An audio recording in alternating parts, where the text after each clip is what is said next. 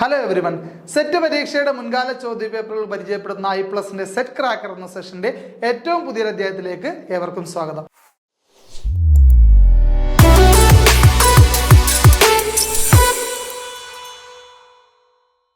നമ്മൾ ചർച്ച ചെയ്തുകൊണ്ടിരുന്ന ക്വസ്റ്റ്യന്റെ ബാലൻസ് ക്വസ്റ്റ്യൻസിലേക്ക് നമുക്ക് പോകാം. നമുക്ക് ഇന്ന് ചോദിച്ചിരിക്കുന്ന ആദ്യത്തെ ക്വസ്റ്റ്യൻ നോക്കൂ. Atula's Mushaka Vamsha Kavya gives a semi legendary semi factual account of the king. അതുലൻ എന്ന ഒരു കവി ഉണ്ടായിരുന്നു. ഒരു സംഘകാലത്ത് ജീവിച്ചിരുന്ന ഒരാളാണ്. അയാളുടെ ഈ പറയുന്ന മൂഷക വംശകാവ്യ എന്ന് പറയുന്ന കൃതി ഏത് കിങ്ങുമായി ബന്ധപ്പെട്ടതാണെന്നാണ് ചോദ്യം. ഏത് കിങ്ങിനെ പ്രകീർത്തിച്ചുകൊണ്ടുള്ളതാണെന്നാണ് ചോദ്യം. അപ്പോൾ ഓപ്ഷൻസ് പറഞ്ഞാൽ കോഴിക്കോട്. ഇപ്പൊ ഈ ഓപ്ഷൻസ് കണ്ടു കഴിഞ്ഞാൽ കിങ്ങിന്റെ പേരല്ല, ആ സ്ഥലം, ആ കിങ് ഭരിച്ചിരുന്ന സ്ഥലത്തിന്റെ പേരിലാണ് ആ കിങ്ങിനെ അറിയപ്പെട്ടിരിക്കുന്നത്. ഓക്കെ, അപ്പൊ അങ്ങനെയാണ് ഓപ്ഷൻസ് വന്നിരിക്കുന്നത്. ഓക്കെ, കോഴിക്കോട്, ഏഴിമല, കോലത്തുനാട്, ട്രാവൻകൂർ. അപ്പൊ ഇതാണ് ഓപ്ഷൻസ്: കോഴിക്കോട്, ഏഴിമല, കോലത്തുനാട്, തിരുവിതാംകൂർ. ഓക്കെ, അപ്പൊ ഇവിടെ ഓപ്ഷൻസ് അതുലനും മൂഷകവംശവും മൂഷകവംശ കാവ്യ, മൂഷക ഡൈനാസ്റ്റി, ഇതൊക്കെ വളരെ ഇമ്പോർട്ടൻ്റ് ആയ പ്രീ ഹിസ്റ്റോറി കേരളയാണ്. അപ്പോൾ അതൊന്ന് അറിഞ്ഞിരിക്കേണ്ട കാര്യമാണ്. അപ്പൊ അതുമായി ബന്ധപ്പെട്ട ഒരു ചോദ്യമാണിത്. ഓപ്ഷൻ ഇതിൻ്റെ അകത്ത് ഏഴിമലയാണ്. ഏഴിമല കേട്ടോ. Okay, Mushakavamsha Kavya is written in the language Sanskrit. സംസ്കൃതത്തിലാണ് മൂഷകവംശ കാവ്യ എന്ന ഈ കൃതി എഴുതിയിരിക്കുന്ന ആരാണ്? അതുല എന്ന് പറയുന്ന ആൾ, അതുലൻ. ഓക്കെ, അപ്പോൾ മൂഷകവംശ കാവ്യ എഴുതിയിരിക്കുന്ന ഭാഷ ചോദിച്ചാൽ സംസ്കൃതമാണ്. ആരെ പ്രകീർത്തിച്ചുകൊണ്ടുള്ളതെന്ന് വെച്ചാൽ ഏഴിമല കിങ്ങിനെ. ഓക്കെ, ഏഴിമല കിങ്ങിനെ പ്രകീർത്തിച്ചുകൊണ്ടുള്ള ഒരു കൃതിയാണ് Mushakavamsha Kavya. Okay, the purpose of Mushakavamsha Kavya to praise the king of Mushaka dynasty. അതായത് മൂഷകവംശകാവ്യം എന്നതിൻ്റെ ഏറ്റവും പ്രധാനപ്പെട്ട ഉദ്ദേശം എന്താണെന്ന് ചോദിച്ചാൽ മൂഷക വംശത്തിന്റെ രാജാവിനെ പ്രകീർത്തിച്ചുകൊണ്ട്, അല്ലെങ്കിൽ ആ രാജാവിനെ സന്തോഷിപ്പിക്കാൻ വേണ്ടിയുള്ള ഒരു കൃതിയാണ്. അതായത് പ്രകീർത്തിച്ചുകൊണ്ടുള്ള കൃതിയാണ്. Mushaka dynasty is also called as Ezhimala kingdom. Mushaka വംശത്തിന് അറിയപ്പെടുന്ന മറ്റൊരു പേരാണ് ഏഴിമല കിങ്ഡം എന്ന് പറയുന്നത്. ഓക്കെ ആണല്ലോ. Mushaka dynasty ruled in the northern Malabar region of Kerala called as Kolathunadu. അതായത് മൂഷക വംശം കേരളത്തിന്റെ വടക്കൻ മലബാർ ഭാഗത്താണ് ഭരിച്ചിരുന്നു. അതിനാൽ ആ സ്ഥലം അറിയപ്പെട്ടിരുന്ന പേരാണ് കോലത്തുനാട് എന്ന് പറയുന്നു. Okay, Kolathunadu had its capital at Ezhimala. കോലത്തുനാടിന്റെ തലസ്ഥാനമായിരുന്നു ഏഴിമല എന്ന് പറയുന്നു. ഓക്കെ, അപ്പൊ ആ ഏഴിമല ഭരിച്ചിരുന്ന രാജാവാണ് ഏഴിമല കിങ്ഡം. ഏഴിമല കിങ്ഡം ഭരിച്ചിരുന്ന രാജാവാണ്. മൂഷക വംശം എന്നും അറിയപ്പെട്ടിരുന്ന അതേ രാജവംശത്തെ തന്നെയാണ് മൂഷക വംശത്തിനെ പ്രകീർത്തിച്ചുകൊണ്ട്, അല്ലെങ്കിൽ അവിടുത്തെ രാജാവിനെ പ്രകീർത്തിച്ചുകൊണ്ട് എഴുതിയ കൃതിയാണ് മൂഷക വംശകാവ്യ. എഴുതപ്പെട്ട ഭാഷ സംസ്കൃതമാണ്. എഴുതിയത് അതുലനാണ്. ഓക്കെ, ക്ലിയർ ആണല്ലോ. Okay, Atula the author of Mushaka Vamshakavya was a court poet of Mushaka dynasty king Shrigandha. അതായത് ശ്രീഗന്ധ എന്ന മൂഷക ഡൈനാസ്റ്റി രാജാവിന്റെ കൊട്ടാരം കവിയായിരുന്നു ആര്? അതുലൻ എന്ന് പറയുന്നു. സോ അതുകൊണ്ടാണ് അതുലൻ ആ രാജവംശത്തെ പ്രകീർത്തിച്ചുകൊണ്ട് എന്ത് എഴുതിയിരിക്കുന്നത്? മൂഷക വംശകാവ്യ എന്ന പേരിൽ ഈ ഒരു സെമി ലെജൻഡറി വർക്ക് എഴുതിയിരിക്കുന്ന ഭാഷ സംസ്കൃതമാണ്. ഓർത്തിരിക്കുക. Okay, the founder of Mushaka Vamsha dynasty. Mushaka dynasty, Mushaka വംശം സ്ഥാപിച്ച, അല്ലെങ്കിൽ ഏഴിമല കിങ്ഡം സ്ഥാപിച്ച ആരെന്ന് വെച്ചാൽ രാമയാണ്. രാമ കേട്ടോ. രാമ എന്ന് പറയുന്ന ഒരു രാജാവാണ് മൂഷക വംശം സ്ഥാപിച്ചത്. ക്ലിയർ ആണല്ലോ. അപ്പൊ ഇതുമായി ബന്ധപ്പെട്ട കാര്യം ക്ലിയർ ആയെന്ന് കരുതുന്നു. നെക്സ്റ്റ് ക്വസ്റ്റ്യനിലേക്ക് പോകാം. Okay, 3 persons M1, M2 and M3 can complete a work in 15, 20 and 30 days respectively. Only 2 of these 3 work in any given day, but the same 2 persons do not work for any 2 consecutive days. Okay, what is the least number of days in which the work is completed? വളരെ പ്രധാനപ്പെട്ട ഒരു question ആണ്. അത് mathematics ആണ്. അപ്പൊ നമുക്കതൊന്ന് ചെയ്ത് നോക്കാം. നമുക്ക് 3 പേരുണ്ട്. M1, M2, M3 3 പേരുണ്ട്.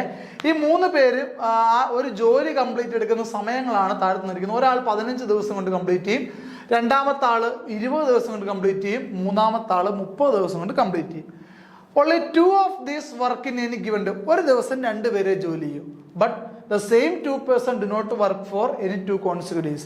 പക്ഷെ ഇന്ന് ജോലി 2 പേര് അതേപോലെ അടുത്ത ദിവസം ജോലി ചെയ്യത്തില്ല. സെയിം 2 persons ജോലി ചെയ്യത്തില്ല. Okay, what is the least number of days in which the work is completed?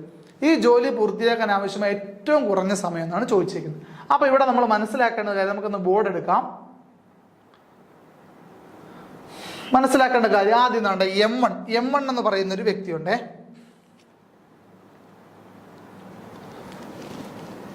Okay, M1 എന്ന് പറയുന്ന വ്യക്തി, ഇയാൾക്ക് 15 ദിവസമാണ് വേണ്ടത്. M2 20 ദിവസം വേണം. M3ക്ക് 30 ദിവസം വേണം. ഇങ്ങനെയാണ് ദിവസങ്ങൾ ആവശ്യമുള്ളത്. അപ്പം ഇവര് 3 പേരിൽ 2 പേര് ഒരു ദിവസം ജോലി ചെയ്യും. ഓക്കെ, ബാക്കി 2 പേര് അടുത്ത ദിവസം ഈ സെയിം ആൾക്കാർക്ക് ജോലി ചെയ്യാൻ സാധിക്കില്ല. അപ്പോൾ ഇത് ഏറ്റവും എഫിഷ്യൻ്റ് ആയിട്ട് തീർക്കണമെങ്കിൽ നിങ്ങൾ നോക്കിയേ, M1ന് 15 ദിവസം കൊണ്ട് തീർക്കാൻ സാധിക്കുമെങ്കിൽ M1 അല്ലേ ഏറ്റവും എഫിഷ്യൻ്റ് ആയിട്ടുള്ള വർക്കർ, അയാൾക്കല്ലേ ഏറ്റവും വേഗം ജോലി തീർക്കാൻ സാധിക്കുന്നത്, അതറിയാമല്ലോ. M3 എന്ന് പറയുന്ന ആള് ഏറ്റവും സ്ലോ ആയിട്ട് ജോലി ചെയ്യുന്ന ആളാണ്. സോ അയാളെ കൊണ്ട് ജോലി ചെയ്യിപ്പിച്ച് കഴിഞ്ഞാൽ ജോലി ദിവസങ്ങൾ കൂടുമെന്നുള്ള കാര്യം നമ്മൾ ശ്രദ്ധിക്കണം. അതുകൊണ്ട് ഞാനിവിടെ ഒരു സെറ്റ് ക്രിയേറ്റ് ചെയ്യാൻ പോവാണ്. M1 M2 ഒരു ദിവസം ജോലി ചെയ്യും. ഓക്കെ, തൊട്ടടുത്ത ദിവസം M1 M2 ജോലി ചെയ്യാൻ പറ്റുമോ? പറ്റത്തില്ല. കാരണം സെയിം 2 ആൾക്കാർ അടുത്ത ദിവസം ജോലി ചെയ്യത്തില്ല എന്നാ അല്ലേ. അപ്പോൾ വീണ്ടും രണ്ടാമത്തെ ദിവസം M1നെയും M3യെയും കൂടെ ജോലി ചെയ്യിപ്പിക്കാം. എന്തുകൊണ്ടാണ് ഞാനിവിടെ M1നെ വീണ്ടും എടുത്തേ? M1 എന്ന് പറയുന്നത് ഒരു എഫിഷ്യന്റ് വർക്കറാണ് അല്ലേ. സോ അയാൾ കണ്ടിന്യൂസ് ആയി ജോലി ചെയ്താൽ ജോലി പെട്ടെന്ന് തരും. നമുക്ക് ലീസ്റ്റ് ഡേയില് വേണ്ടത്. അപ്പൊ അതുകൊണ്ട് ഇതൊരു സെറ്റാണ്. ഈ സെറ്റ് 2 ദിവസം കംപ്ലീറ്റ് ചെയ്യുന്ന സെറ്റാണ് അല്ലേ. 2 ദിവസം എടുക്കും, ശരിയല്ലേ. ആദ്യത്തെ ദിവസം M1 M2 ജോലി ചെയ്യുന്നു, രണ്ടാമത്തെ ദിവസം M1 M3 ജോലി ചെയ്യുന്നു. ഇതാണല്ലോ. അപ്പൊ നമുക്ക് ഓരോരുത്തരും ജോലി ചെയ്താൽ എത്ര കിട്ടും, പിന്നെ എന്ത് ബാലൻസ് വരും എന്നുള്ളത് നോക്കാം. M1 ഒരു ദിവസം ചെയ്യുന്ന ജോലി, M1 ഒരു ദിവസം ചെയ്യുന്ന ജോലി എന്ന് പറയുന്നത്, M1 ഒരു ദിവസം ചെയ്യുന്ന ജോലി 1/15 ആണ്. കാരണം അയാൾ 15 ദിവസം കൊണ്ട് ജോലി കംപ്ലീറ്റ് ചെയ്യുമല്ലോ. M2 ഒരു ദിവസം കൊണ്ട് ചെയ്യുന്നത് 1/20യും M3 ഒരു ദിവസം കൊണ്ട് ചെയ്യുന്നത് 1/30യുമാണ്. ഇതിൽ ആർക്കും സംശയമില്ലല്ലോ. ഓക്കെ, ആദ്യത്തെ ദിവസം എന്ത് സംഭവിക്കും? M1 M2 കൂടെ ജോലി ചെയ്യും അല്ലെ. അപ്പോൾ M1 പ്ലസ് M1 M2 കൂടെ ജോലി ചെയ്താൽ 1/15 പ്ലസ് 1/20 കൂട്ടിയാൽ 20ഉം 15 35 ബൈ 15 2 300. രണ്ടിടത്ത് 6 കൊണ്ട് 5 കൊണ്ട് ഡിവൈഡ് ചെയ്താൽ 7 5 35 65 300 എന്ന് പറഞ്ഞാൽ M1ഉം M2 കൂടെ ജോലി ചെയ്താൽ ഒരു ദിവസം കൊണ്ട് ജോലിയുടെ 60ൽ 7 ഭാഗം കംപ്ലീറ്റ് ചെയ്യും. ക്ലിയർ ആണല്ലോ, ശരിയാണല്ലോ. ശരി, നമുക്ക് രണ്ടാമത്തെ സെറ്റ് നോക്കാം. രണ്ടാമത്തെ സെറ്റ് M1 M3 കൂടെ ആണേ. അപ്പൊ M1 പ്ലസ് M3 ഞാൻ പറഞ്ഞു. വീണ്ടും M1 എന്തിനാണ് രണ്ടാമത്തെ ദിവസം ജോലിക്ക് വരുന്നത് അറിയാമല്ലോ. നമുക്ക് ലീസ്റ്റ് ഡേ കൊണ്ട് ഈ ജോലി പൂർത്തിയാക്കണം എന്നുള്ളത് കൊണ്ട് കേട്ടോ. അപ്പോൾ M1ന്റെ 1/15ഉം M3യുടെ 1/30 കൂടെ കൂട്ടുന്നു.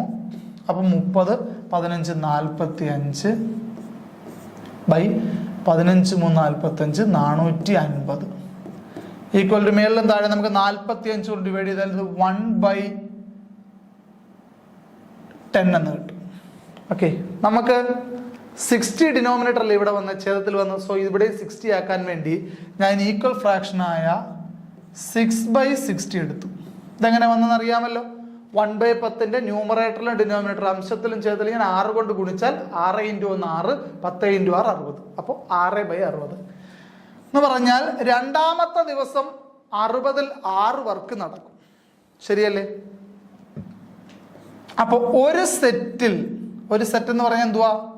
2 days കംപ്ലീറ്റ് ആവുന്ന വർക്ക് എത്ര? 7/60 പ്ലസ് 6/60. ഇത് ഡിനോമിനേറ്ററുകൾ സെയിം ആയിട്ട് കൂട്ടി എഴുതാം. 13/60 ശരിയാണല്ലോ.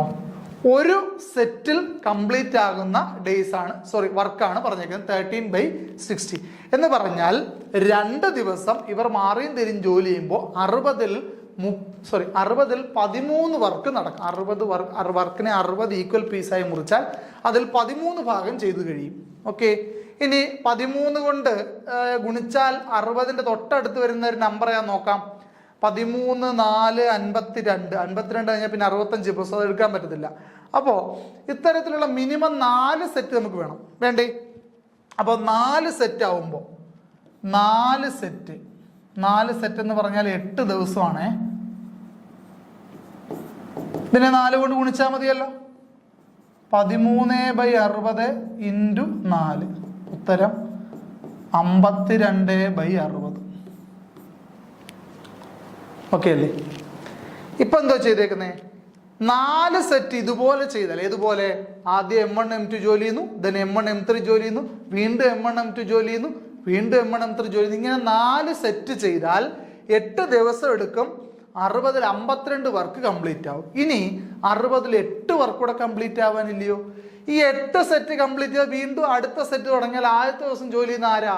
M1 M2 കൂടെ. M1 M2 കൂടെ ജോലി ചെയ്താൽ 60-ൽ 7 കൂടെ അല്ലേ കംപ്ലീറ്റ് ആവത്തുള്ളൂ. സോ ഞാൻ അടുത്ത പേജിലോട്ട് ചെയ്യാമേ. 9ാമത്തെ ഡേയിൽ, 9th ഡേയിൽ നടക്കുന്ന വർക്ക് എന്ന് പറയുന്നത് 7/60 ആണ്. ശരിയാണോ? എന്താ കാര്യം? 8 ദിവസം നടന്ന വർക്കിൽ 8 ദിവസം ജോലി കഴിഞ്ഞാൽ പിന്നെ 9ാമത്തെ ദിവസം വീണ്ടും ഏത് ഗ്രൂപ്പാണ് വരുന്നത്? M1 M2 കൂടെ വരുന്നത്. M1 M2 കൂടെ എത്ര ജോലി ചെയ്യും? 60-ൽ 7 ജോലി ചെയ്യും അല്ലേ? അപ്പൊ നെക്സ്റ്റ് ഡേ 9ാമത്തെ ദിവസം നമുക്ക് 60-ൽ 7 ജോലിയായി ചെയ്തെന്ന് അല്ലേ? ബാലൻസ് എത്ര ജോലി ഉണ്ട്? ആക്ച്വലി ഇപ്പം 60-ൽ 52 ജോലി ചെയ്ത് കഴിഞ്ഞു 4 സെറ്റ് കൊണ്ട്. അപ്പൊ ഇനി 8 ജോലി ബാക്കി കിടപ്പുണ്ട്. 60-ൽ 8 ജോലിയിലും ഇനി കിടക്കുന്നേ. സോ ഇവർക്ക് 60-ൽ 7 ജോലി ചെയ്യാൻ പറ്റുള്ളൂ. അപ്പോ ബാലൻസ് വർക്ക് ഏത്? 9ാമത്തെ ദിവസം ബാലൻസ് വർക്ക് എന്ന് പറയുന്നത് 1/60 ആണ് അല്ലേ? 60-ൽ 1 ജോലിയും കൂടി ഇനി ബാലൻസ് കിടപ്പുണ്ട് 9 ദിവസത്തെ വർക്ക് കഴിഞ്ഞപ്പോ. അപ്പോഴോ ഇനി അടുത്ത സെറ്റ് ആരാ വരുന്നത്? M1 M3 കൂടെ അല്ലേ? അവരൊരു ദിവസം 6/60 ചെയ്യും. സോ അവർ ഒരു ദിവസം മൊത്തം ചെയ്യേണ്ട ആവശ്യമുണ്ടോ? ഇല്ല. ഇനി ചെയ്യാൻ 60-ൽ 1 വർക്കല്ലേ ഉള്ളൂ. അവർക്കിനി അവർ രണ്ട് M1 M3 കൂടെ ചേർന്ന് ഒരു ദിവസം എത്ര വർക്ക് ചെയ്യും? 60-ൽ 6 വർക്ക് ചെയ്യും. പക്ഷെ അവർക്ക് എന്തിന്റെ ആവശ്യമില്ല? 6 വർക്ക് ചെയ്യേണ്ട ആവശ്യമില്ല. അതുകൊണ്ട് 10ാമത്തെ ദിവസം ഇവിടെ ഫുള്ള് കംപ്ലീറ്റ് ചെയ്യേണ്ട ആവശ്യമില്ല. നമുക്ക് 10ാമത്തെ ദിവസത്തിന്റെ എത്ര ഭാഗം ചെയ്ത് നോക്കിയാൽ മതി. കാരണം 10ാമത്തെ ദിവസം മൊത്തം എടുക്കേണ്ട ആവശ്യമില്ലല്ലോ ഈ ജോലി കംപ്ലീറ്റ് ചെയ്യാൻ. അപ്പൊ അതിനായിട്ട് ഇത്രയും ചെയ്താൽ മതി. 1/60 അവര് ചെയ്യുന്ന വർക്ക് കൊണ്ട് ഡിവൈഡ് ചെയ്താൽ മതി. 6/60 കൊണ്ട് ഡിവൈഡ് ചെയ്താൽ മതി. അപ്പോൾ റെസിപ്രോക്കൽ എടുത്ത് ഗുണിച്ചാൽ എന്ത് വരും? 1/60 ഇൻറ്റു 60/6. അപ്പൊ 60 ക്യാൻസൽ ആയപ്പോൾ എന്ത് വരും? 1/6 ഡേയും കൂടെ 10ാമത്തെ ദിവസത്തിന്റെ 6-1 ഭാഗം കൂടെ കംപ്ലീറ്റ് ചെയ്യണം. സോ 9 ദിവസവും 6-1 ദിവസവും കൂടെ പോയി. സോ നമ്മുടെ answer 9 days and 1/6 days. 9 and 1/6 days എന്ന് പറയുന്നതാണ് നമ്മുടെ ആൻസർ. ഓക്കെ ആണോ? അപ്പോൾ ഇത് വളരെ കൃത്യമായി ഇതിന്റെ സ്റ്റെപ്പുകൾ വീഡിയോ പോസ് ചെയ്ത് വെച്ചിട്ട് മനസ്സിലാക്കി ചെയ്യേണ്ടവർ വീഡിയോ പോസ് ചെയ്ത് വെച്ച് സ്റ്റെപ്പ് മനസ്സിലാക്കി എടുക്കണം കേട്ടോ. അപ്പോൾ ഈ 2 നമുക്ക് ഇച്ചിരി ചെയ്യാനുണ്ട്. അതിൻ്റെ അകത്ത് ഞാൻ വിശദീകരിച്ച് പറയുന്നതുകൊണ്ട് എത്ര സമയം എടുക്കുന്നു കേട്ടോ. ഇത് പ്രോബ്ലത്തിനെ പറ്റി ധാരണയുള്ള ഒരാളെ സംബന്ധിച്ച് വളരെ എളുപ്പത്തിൽ ഒത്തിരി വേഗം ചെയ്തു പോകാൻ പറ്റുന്ന കാര്യങ്ങൾ. കാരണം എല്ലാം സിംപ്ലിഫൈഡ്, വലിയ വലിയ സംഖ്യകളൊന്നും ഗുണിക്കാനില്ല. പ്രോബ്ലം വലുതാവുന്നതനുസരിച്ച് നിങ്ങൾക്ക് ചെയ്യാനുള്ള ബുദ്ധിമുട്ട് കുറയുന്നതാണ് യഥാർത്ഥത്തിൽ കേട്ടോ. അപ്പൊ അതുകൊണ്ട് ഇവിടെ ആക്ച്വലി ഉത്തരത്തിലേക്ക് നമ്മൾ എത്തിച്ചേർന്ന് കഴിഞ്ഞു. അപ്പൊ ഇതിന്റെ ആൻസർ നമുക്കൊന്ന് വെരിഫൈ ചെയ്യാം. ഓക്കെ, സി ഓപ്ഷൻ ആയിട്ട് 9 and 1/6 ഉണ്ട്. യെസ്, നമ്മുടെ ഓപ്ഷൻ 9 and 1/6 ആണ്. Okay, clear. നെക്സ്റ്റ് ക്വസ്റ്റ്യൻ നോക്കാം. How many 3-digit numbers lie between 200 and 500 in which 4 comes only one time? 200-നും 500-നും ഇടയിൽ 4 ഒരു തവണ മാത്രം വരുന്ന എത്ര സംഖ്യകളുണ്ട്? അതൊരു ഇച്ചിരി മെനക്കെട്ട ചോദ്യമാണ് കേട്ടോ. നമുക്കത് ബോർഡിലേക്കൊന്ന് ചെയ്യാം.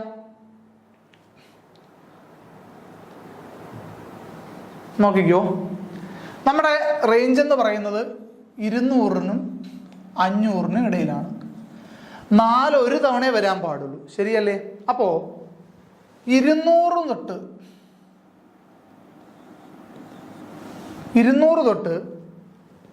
299 വരെ ഒരിടത്തെ 4 വരാൻ പാടുള്ളൂ അല്ലേ? അപ്പൊ ഇവിടെ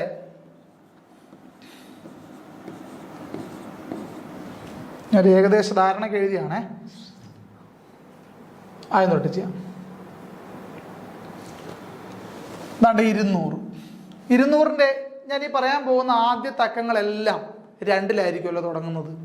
200-ൻ്റെ അകത്ത് 200-ന് 300-ലേക്ക് വരുമ്പോഴേ എല്ലാ അക്കവും 2-ലായിരിക്കുമല്ലോ തുടങ്ങുന്നത്.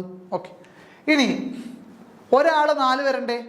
അപ്പൊ 201, 202, 203 വരുന്നതിൻ്റെ അകത്ത് ടെൻസ് പ്ലേസിലുള്ള അല്ലെങ്കിൽ രണ്ടാമത്തെ അക്കം ഞാൻ 4 ആണെന്ന് അങ്ങ് ഫിക്സ് ചെയ്യുക. കാരണം ആദ്യത്തെ അക്കം എന്തായാലും മാറത്തില്ല, 2 200 കഴിഞ്ഞുള്ള സംഖ്യ കൊണ്ട് എല്ലാം 2 ആയിരിക്കും. ഇവിടെ 4 കൊടുത്താൽ അടുത്തത് ഏതൊക്കെ പോസിബിലിറ്റി ഉണ്ട്? എനിക്ക് 240 കൊടുക്കാം, 241, 242, 243, 244 പറ്റുമോ? പറ്റത്തില്ല, കാരണം 4 വീണ്ടും വരും. സോ 245, 246, 247, 248, അതുപോലെ 249. ഇത്രയിടത്ത് 4 ഫിക്സ് ചെയ്ത് എനിക്ക് 200ന്റെ ആൾക്കാർ എഴുതാം. എവിടെയാ? ടെൻസ് പ്ലേസിലാണ്. ഇത് എത്ര പേരുണ്ട്? 1, 2, 3, 4, 5, 6, 7, 8, 9 പേരുണ്ട് അല്ലേ? അപ്പൊ ഇതിന്റെ എണ്ണം 9 ആണേ. ഇത് വിട്ടിരിക്കട്ടെ. ശരി, നമുക്ക് വീണ്ടും നോക്കാം. ഇനി ഞാൻ വൺസ് പ്ലേസിൽ 4 വെച്ച് കൊടുക്കുന്നു. ഇവിടെയാണ് വൺസ് പ്ലേസിൽ 4 അല്ലേ? അവിടെ ഇനി നടുക്ക് വരാൻ സാധ്യതയുള്ള സംഖ്യകളോ? 204, 214, 224, 234, 244 പറ്റുമോ? പറ്റത്തില്ല, കാരണം 4 റിപ്പീറ്റ് ചെയ്തല്ലോ. 254, 264, 274, 284, 294. ഇത്രയല്ലേ വരുന്നത്? 1, 2, 3, 4, 5, 6, 7, 8, 9. അവിടെ എത്ര പേര് വന്നിട്ടുണ്ട്? 9 പേര് വന്നിട്ടുണ്ട്. ഓക്കെ, അപ്പൊ 200ന്റെ കേസ് ഇത്രയല്ലേ പറ്റൂ. 200ന്റെ ഏതെങ്കിലും ആള് ഇതല്ലാതെ 4 മാത്രമുള്ള വേറെ ആരെങ്കിലും ഉണ്ടോ? ഇല്ല. അപ്പോൾ 200ന്റെ കേസിൽ 18 പേര് വന്നു, ശരിയാണോ? 300ന്റെ കേസിലും എത്ര പേര് വരും? 18 പേര് വരും. അതിൽ ആർക്കും സംശയമില്ലല്ലോ. അപ്പൊ 200ന്റെ കേസിൽ വന്ന 18 പേര്. അപ്പൊ ടോട്ടൽ എത്ര വന്നു? ഇവിടെ 18 വന്നു. ഓക്കെ, 300ന്റെ ഇതുപോലെ സെറ്റ് എടുത്താൽ അവിടെയും 18 പേര് വരും. ഓക്കെ, 18 പേര് വരും. ഇനിയോ 400ന്റെ സെറ്റ് എടുത്തു കഴിഞ്ഞാൽ അവിടെയാണ് ശ്രദ്ധിക്കേണ്ട ഏറ്റവും പ്രധാനപ്പെട്ട കാര്യം. 400ന്റെ എടുത്തു കഴിഞ്ഞാൽ 400ന്റെ സെറ്റ് നമുക്ക് എങ്ങനെയാണ് കംപ്ലീറ്റ് ചെയ്യാൻ പറ്റുന്നത്? 400ന്റെ സെറ്റിൽ എങ്ങനെ ആൾക്കാർ വരിക എന്ന് പറഞ്ഞേ. 400ന്റെ സെറ്റില് ഇപ്പൊ സപ്പോസ് ഞാനൊന്ന് എഴുതാമേ. ഇവിടെ 401 ഓക്കെ ആണല്ലോ, 402. ഇതിന്റെ എല്ലായിടത്തും ആരുണ്ട്? 4 ഉണ്ടല്ലോ. അപ്പോ ഈ 100 സംഖ്യകളിലും ആരുണ്ട്? ഏത് 100 സംഖ്യ? 400 മുതൽ 500 വരെ, അതായത് 499 വരെ 100 സംഖ്യകളാണ് ഉള്ളത്. ആ 100 സംഖ്യകൾ എല്ലാവരും നമുക്ക് എടുക്കാൻ പറ്റുമോ? പറ്റത്തില്ല. കാരണം എന്താ? 404 എടുക്കാൻ പറ്റത്തില്ലല്ലോ, കാരണം അവിടെ എന്ത്? 4 റിപ്പീറ്റായി. അപ്പോ അങ്ങനെ എത്ര ഇടത്ത് നമുക്കിത് കുറയ്ക്കേണ്ടി വരും? അല്ലെങ്കിൽ മൊത്തമുള്ള 400ന്റെ 100 സംഖ്യകളിൽ 100ൽ നിന്നും നമ്മൾ എത്ര കുറയ്ക്കേണ്ടി വരും? 400ന്റെ കേസിൽ 4 റിപ്പീറ്റ് ആവുന്ന എല്ലാ സാഹചര്യവും നമുക്ക് കുറയ്ക്കേണ്ടി വരും. 414 കുറയ്ക്കണം, 404 കുറയ്ക്കണം, 414 കുറയ്ക്കണം, 424 കുറയ്ക്കണം, 434 കുറയ്ക്കണം, 444 കുറയ്ക്കണം. അതിൻ്റെ അത് വേറൊരു പ്രശ്നമുണ്ട്, അത് ഞാൻ പറയാം. 444 കുറയ്ക്കണം, 454, 464, 474, 484, 494. 10 സംഖ്യ നമ്മൾ കുറയ്ക്കണോ? സംശയമുണ്ടോ? ഇല്ലല്ലോ. സോ 10 കുറച്ചു. ഇനി 439 ശേഷമുള്ള സംഖ്യകളെ ആലോചിച്ച് നോക്കിയേ.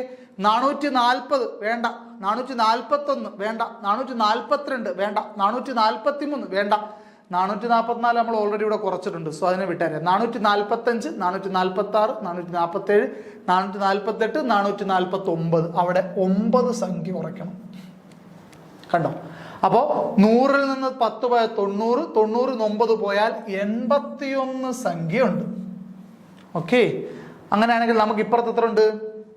18 18 36 സംഖ്യയുണ്ട്. അപ്പൊ ടോട്ടൽ 81 പ്ലസ് 36, 6 1 7, 8 3 11. നമുക്ക് ടോട്ടൽ 117 നമ്പേഴ്സ് ഉണ്ട്. From 200 to 500 having numbers without repeating 4. 4 എന്ന രീതിയിൽ റിപ്പീറ്റ് ചെയ്യാത്ത 117 സംഖ്യകൾ നമ്മുടെ ഓപ്ഷൻ എ ആണ്. ഓക്കെ, 117 സംഖ്യകളുണ്ട്. ക്ലിയർ ആണല്ലോ? ശരി, നെക്സ്റ്റ് ക്വസ്റ്റ്യൻ നോക്കിയോളൂ. Select the most appropriate synonym of the word abrade. Abrade എന്ന വാക്കിന്റെ ഏറ്റവും അപ്രോപ്രിയേറ്റ് ആയിട്ടുള്ള സിനോണിം ഏതാണെന്നാണ് ചോദ്യം. അബാൻഡ് ഇത് പിന്നെ എന്താണ്? വൊക്കാബുലറിയുമായി ബന്ധപ്പെട്ട ഇംഗ്ലീഷിലെ ക്വസ്റ്റ്യൻ ആണ്. ഇതിൻ്റെ അകത്തൊരു ഡു ഓർ ഡൈ ചാൻസാണ്. ഒന്നുകിൽ അതിനു വേണ്ടി മെനക്കിടുക, അല്ലെങ്കിൽ അതിന് വിട്ടേക്കുക. ഇത് മാത്രമേ നമുക്ക് പരീക്ഷയ്ക്ക് ചെയ്യാനുള്ളൂ. അപ്പോൾ മെനക്കെട്ട് നമുക്ക് അറിയാവുന്ന ഒരുവിധപ്പെട്ട കാര്യങ്ങളൊക്കെ നമുക്ക് എഴുതാൻ പറ്റും. പക്ഷേ ഇവിടുന്ന് വരുന്നൊരു ക്വസ്റ്റ്യൻ ടഫാണെങ്കിൽ നമുക്ക് എഴുതാൻ ബുദ്ധിമുട്ടായിരിക്കും. ഓക്കെ, അപ്പോൾ അതുകൊണ്ട് അതിനുവേണ്ടി ടൈം മെനക്കെടുന്ന് ഇൻ്റലിജൻ്റായിട്ട് ഉപയോഗിക്കുക എന്നുള്ളതാണ്. അതായത് അതിനുവേണ്ടി ഇല്ലാത്ത കാര്യങ്ങൾ മനസ്സിലാവാത്ത കാര്യങ്ങൾ ഒരുപാട് നമ്മൾ മെനക്കെട്ട് വർക്ക് ചെയ്യാതെ ആ സമയം മറ്റു കാര്യങ്ങൾക്ക് ഉപയോഗിക്കുക. ഇവിടുന്ന് നമുക്ക് കിട്ടാൻ സാധ്യതയുള്ളത് നമുക്ക് കിട്ടും. ഓക്കെ, അല്ലാത്ത പക്ഷം അതിനെ ലീവ് ചെയ്യുക എന്നുള്ളതാണ് ഇതിൻ്റെ അത് ചെയ്യാനുള്ളത്.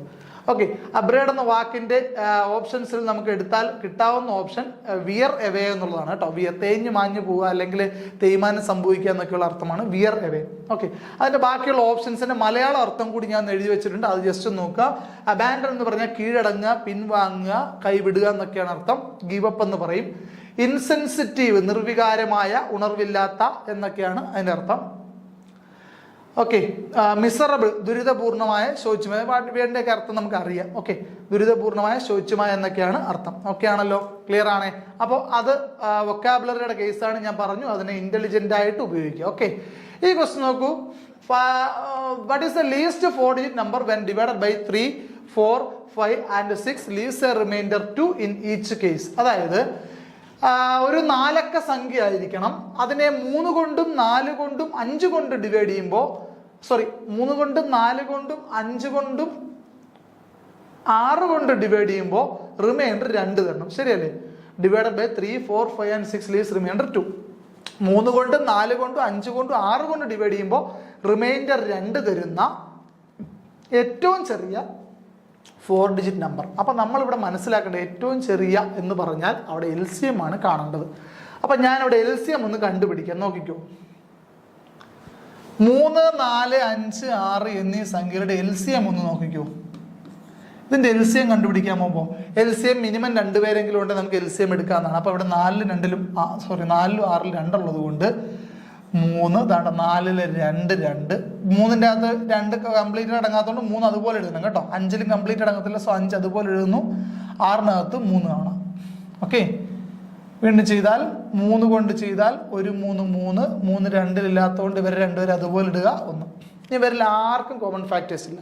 സോ ഇതെല്ലാം കൂടെ ഗുണിക്കുക. 2 × 3 6, 6 2 12, 12 5 60. ഇവിടുത്തെ LCM 60 ആണ്. എന്ന് പറഞ്ഞാൽ 60നെ നിങ്ങൾ ഈ സംഖ്യ ഏത് സംഖ്യ കൊണ്ട് ഡിവൈഡ് ചെയ്താലും റിമൈൻഡർ 0 ആയിരിക്കും. അപ്പോൾ 62 ആണെങ്കിലോ, 62നെ നിങ്ങൾ ഏത് സംഖ്യ കൊണ്ട് ഡിവൈഡ് ചെയ്താൽ റിമൈൻഡർ 2 കിട്ടും. ഓക്കെ, 60നെ 3 കൊണ്ട് ഡിവൈഡ് ചെയ്താലും 4 കൊണ്ട് ഡിവൈഡ് ചെയ്താൽ 5 കൊണ്ട് ഡിവൈഡ് ചെയ്താൽ 6 കൊണ്ട് ഡിവൈഡ് ചെയ്താൽ എന്തുകൊണ്ട് ഡിവൈഡ് ചെയ്താലും റിമൈൻഡർ നിങ്ങൾക്ക് 2 കിട്ടും. അതാണ് LCMന്റെ പ്രത്യേകത. ഞാൻ ഇവിടെ 2 കൂട്ടിയത് കൊണ്ടാണ്. 60നെ നിങ്ങൾ ഡിവൈഡ് ചെയ്താൽ റിമൈൻഡർ 0 ആയിരിക്കും. പക്ഷെ അതിനോട് 2 കൂട്ടിയാൽ നമുക്ക് റിമൈൻഡർ എന്താണോ വേണ്ടത് മേക്ക് ചെയ്യാമെന്നാണ് ഉദ്ദേശിച്ചത്. ഓക്കെ, നമുക്ക് വേണ്ടത് പക്ഷെ 60 അല്ല, ലീസ്റ്റ് 4 ഡിജിറ്റ് നമ്പറാണ്. അപ്പോൾ നമ്മൾ 60നെ ഏതെങ്കിലും സംഖ്യ കൊണ്ട് ഗുണിച്ചൊരു 4 ഡിജിറ്റ് നമ്പർ ആക്കണം. അപ്പോൾ ആ നമ്പർ ആക്കിയാൽ മതിയോ? പോരാ, അതിൻ്റെ കൂടെ എന്തുകൂടെ കൂട്ടണം? 2ഉം കൂടെ കൂട്ടണം. എങ്കിൽ മാത്രമേ നമുക്കുള്ള ആൻസർ ആവത്തുള്ളൂ. അപ്പോൾ 60നെ എന്തുകൊണ്ട് ഗുണിച്ചാൽ നമുക്ക് ഒരു 4 ഡിജിറ്റ് നമ്പർ ആക്കാൻ പറ്റുമോ എന്ന് ചോദിച്ചാൽ 60നെ ഒരു 15 ഗുണിയാൽ, സപ്പോസ് ഒരു 15 കൊണ്ട് ഗുണിച്ചാൽ 15നെ 60 കൊണ്ട് ഗുണിച്ചാൽ 60നെ 15 കൊണ്ട് ഗുണിക്കുക എളുപ്പവഴി നമുക്ക് അറിയാവുന്നതുകൊണ്ടാണ്. 15 × 60 എന്ന് പറഞ്ഞാൽ 600ഉം അതിൻ്റെ പകുതിയും കൂടെ കൂട്ടിയാൽ മതി 300. ഉത്തരം 900 ആയിട്ടുള്ളൂ. കണ്ടോ? അപ്പോൾ അതുകൊണ്ട് 15 കൊണ്ട് ചെയ്തിട്ട് കാര്യമില്ല. 16 ആണെങ്കിൽ ഒരു 60 കൂടെ വന്നാലും 960 ആവുന്നുള്ളൂ. സോ അപ്പോഴും 4 ഡിജിറ്റ് ആയില്ല. അപ്പോൾ നമുക്ക് 16 കൊണ്ടൊന്ന് നോക്കാം. 60 × 16, 6 0 0 ആണ്, 6 6 36 ആണ്, 1 0 0 1 6 അല്ലേ, 0 6 9. 16 നമ്മളിവിടെ 16 നോക്കി. 17 കൊണ്ട് ചെയ്യണം കേട്ടോ. 16 വരെ നമ്മൾ നോക്കിയപ്പോൾ 960 അല്ലേ കിട്ടിയത്. 17 കൊണ്ടാണ് ചെയ്യണം. 60 × 17, 7 0 0 7 6 42, 1 0 0 1 6 0 2 10, 1020 എന്ന് കിട്ടും. നമുക്ക് 1020ന്റെ പ്രത്യേകത എന്തുവാ? 1020നെ 6 കൊണ്ട് ഡിവൈഡ് ചെയ്താൽ റിമൈൻഡർ 0 ആയി. പക്ഷെ നമുക്ക് വേണ്ടതോ റിമൈൻഡർ 2 വേണമെങ്കിൽ 2 കൂടെ കൂട്ടിയാൽ മതി. 1020ന്റെ കൂടെ 2 കൂടെ കൂട്ടിയാൽ ഉത്തരം 1022. നമ്മുടെ ആൻസർ ഓപ്ഷൻ ബി ആണ് കേട്ടോ.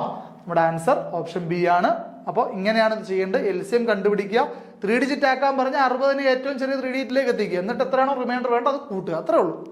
അപ്പോൾ നമുക്ക് ഇതിന്റെ ആൻസർ ആയിട്ട് വരുന്നത് ആൻസർ ബി 1022 ആണ്. അപ്പോൾ നമുക്ക് ഇന്നത്തെ സെഷൻ ഇവിടെ വൈൻഡപ്പ് ചെയ്യാം. അപ്പോൾ 2 മാത്സിൻ്റെ പ്രോബ്ലം ഒക്കെ സെഷൻ അത്ര കുറച്ചൊന്ന് നീണ്ടുപോയിട്ടുണ്ടാവും. അപ്പോൾ നമുക്ക് ഇതിൻ്റെ ബാലൻസ് ക്വസ്റ്റ്യനായിട്ട് നമുക്ക് അടുത്ത സെഷനിൽ വീണ്ടും കാണാം. Good bye.